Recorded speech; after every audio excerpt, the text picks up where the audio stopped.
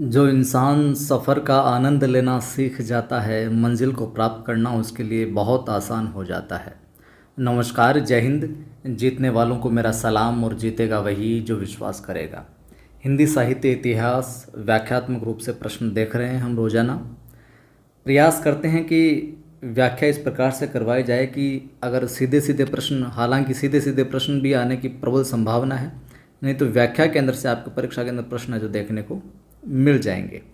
और आखिर तक इस सीरीज से जुड़े रहिए, यकीन जानिए आपके सारे प्रश्न परीक्षा के अंदर ठीक होंगे। चाहे आप फिर ग्रेड फर्स्ट की तैयारी कर रहे हो, ग्रेड सेकंड या फिर अन्य किसी भर्ती परीक्षा जिसके अंदर हिंदी साहित्य इतिहास आता हो।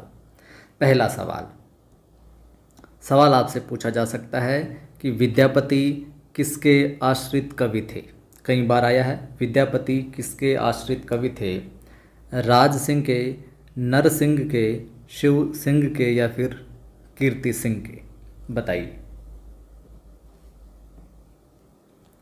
तो यहाँ पर अपना सही उत्तर क्या हो जाएगा? विद्यापति किसके आश्रित कवि थे? उत्तर हो जाएगा सी, शिव सिंह। जो विद्यापति है, तिरहुत के राजा। कहाँ के राजा? तिरहुत के राजा रहे हैं। कौन? शिव सिंह। इनके आश्रित कवि थे। और जो शुक्ल जी है, आचार्य रामचंद्र जो शुक्ल है, उन्होंने लिखा है अपने हिंदी साहित्य के इतिहास ग्रंथ में कि विद्यापति जो है, विद्यापति संवत 1460 में तिरहुत के राजा कौन? शिव सिंह, इनके यहाँ पर थे। ये शुक्ल ने अपने हिंदी साहित्य का इतिहास में लिखा है कि विद्यापति संवत 1460 में यहाँ पर थे। ठीक। प्रश्न आपसे पूछा जा सकता है। अब देखिए, प्रश्न बिल्कुल आसान है, लेकिन इस प्रश्न को शामिल इसलिए किया है कि इसकी व्याख्या आपके लिए महत्वपूर्ण है। पृथ्वीराज रासो के कवि कौन हैं? आप आसानी से बता दोगे कि पृथ्वीराज रासो के कवि कौन हैं। उत्तर सीधा सीधा हो जाएगा, चंद्रवरदाई। ठीक है, यहाँ तक तो मामला है। लेकिन इनके जो ग्रंथ हैं, पृथ्वीराज रासो का तो था ही चंद्रवरदाई, और ये शुक्ल ने कहा कि ये हिंदी का प्रथम महाकाव्य है। हिंदी का प्रथम महाकाव्य किसने कहा? शुक्ल ने कहा। इसमें कई बार समय पूछ लिया जाता है, कितने सर्ग हैं या समय है इसमें? 69।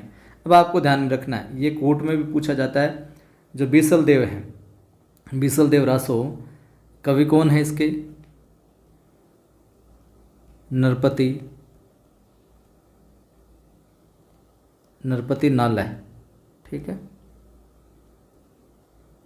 बीसल देव रासो की नरपति नाल है।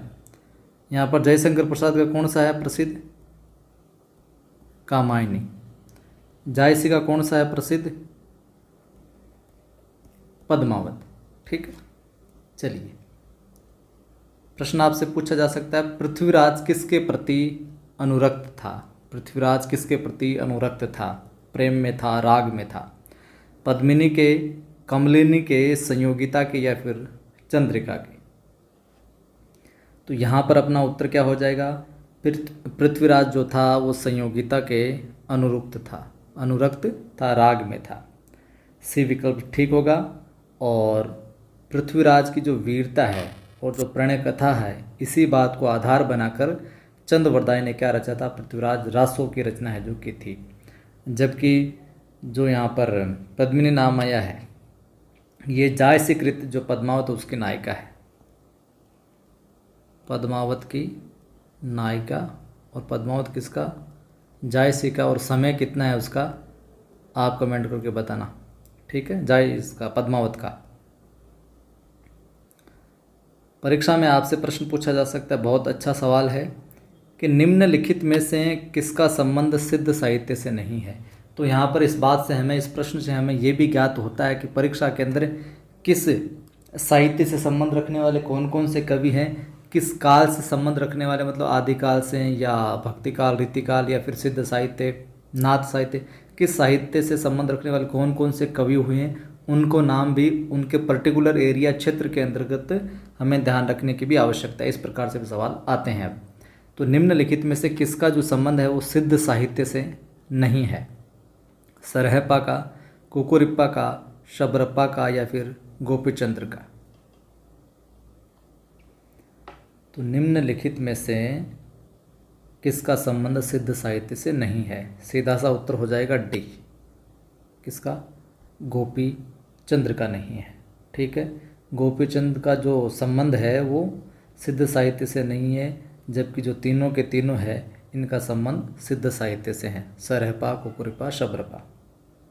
ठीक है, एक सिद्ध साहित्य यहाँ पर जो नाथ संप्रदाय का जो हठ योग है, ये भी एक बात ध्यान में रख लेना, परीक्षा के अंतर्गत आता है। मुझे नाथ साहित्य की बात याद आ गई। नाथ साहित्य का जो हठ योग है, इसके अंदर कई बार है जो हठ योग का अर्थ है जो पूछा जा सकता है। तो जिसमें है जो है का अर्थ बताया जाता है सूर्य। हठ के अंदर है का अर्थ बताया जाता है सूर्य, जबकि ठे का अर्थ क्या बताया जाता है? चंद्रमा। ठे का अर्थ क्या है? चंद्र या चंद्रमा। तो इन दोनों का योग, हठ माने क्या हो जाएगा? सूर्य और चंद्र का योग। तो इन दोनों के योग को ही क्या कहा जाता है? हठ योग है जो कहा जाता है। परीक्षा में प्रश्न आपसे पूछा जा सकता है, राउल वेल किस तरह की रचना है? राउल वेल जो है वो किस तरह की रचना है? गद्य पद्य मिश्रित चंपू काव्य है। राउल वेल किस तरह की रचना है? गद्य पद्य मिश्रित चंपू काव्य है, शुद्ध काव्य है, नाटक है, या फिर एक प्रेमाख्यानक प्रबंध काव्य है राउल वेल? तो कई बार परीक्षा में आया है, उत्तर हो जाएगा ए। ठीक है, ए चंपू काव्य है, चंपू कृति है। इसके रचनाकार कौन है भैया? रचनाकार रोड़ा कवि हैं। ठीक है, और एक तरीके से जो राउल वेल जो है शिलांकृत कृति है। राउल वेल क्या है? शिलांकित कृति है ये बात भी आप ध्यान में रखिएगा।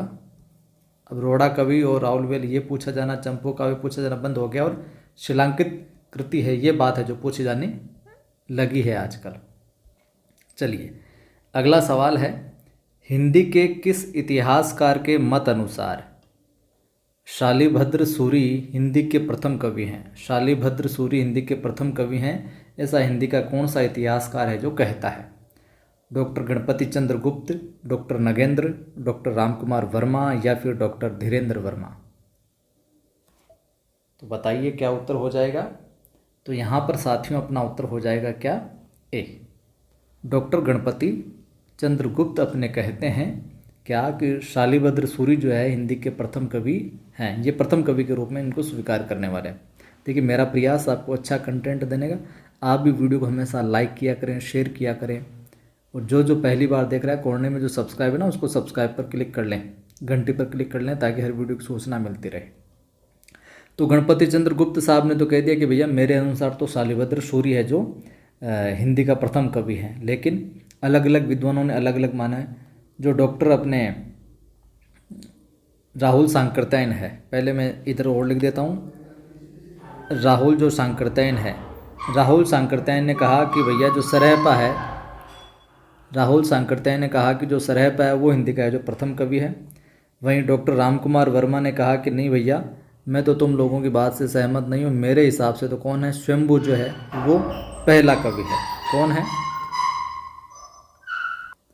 कि मेरे हिसाब से तो कौन? स्वयंभू है जो पहला कवि है। ठीक है, वहीं जो आपके शिव सिंह सेंगर है, शिव सिंह सेंगर महोदय कहते हैं कि भैया मैं भी आपकी बात से सहमत नहीं हूँ, मेरे हिसाब से है जो पुंड या फिर नाम आता है पुण्य, कि मेरे हिसाब से तो ये है जो पहला है। और हजारी प्रसाद जो द्विवेदी है उन्होंने अब्दुल रहमान को है जो पहला माना है। ठीक है,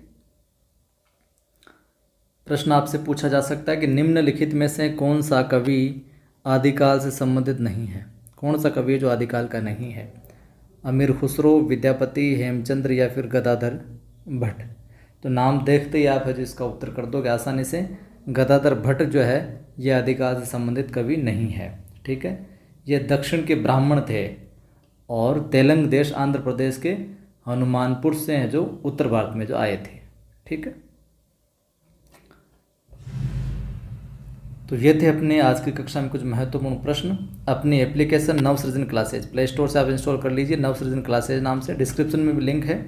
तो नवसृजन क्लासेज के ऊपर हिंदी की सेकंड ग्रेड हिंदी की टेस्ट सीरीज लॉन्च कर दी गई है। 299 रुपये मात्र, फिलहाल 50% है जो छूट के साथ ये जारी हुई है। तो आप टेस्ट सीरीज ज्वाइन कर सकते हैं, अपना मूल्यांकन है जो कर सकते हैं। साथ ही साथ वीडियो को लाइक करना ही है आपको, शेयर करना है, जिन्होंने सब्सक्राइब नहीं किया वो कर ले। बाकी नवसृजन क्लासेज और कवि आदि गणेश हिंदी नाम से अपने 2 टेलीग्राम चैनल है, ज्वाइन कर लीजिए। यहाँ पर भी सवाल वगैरह, फैक्ट वगैरह, सूचना वगैरह डालता रहता हूँ। एप्लीकेशन नवसृजन क्लासेज है ही।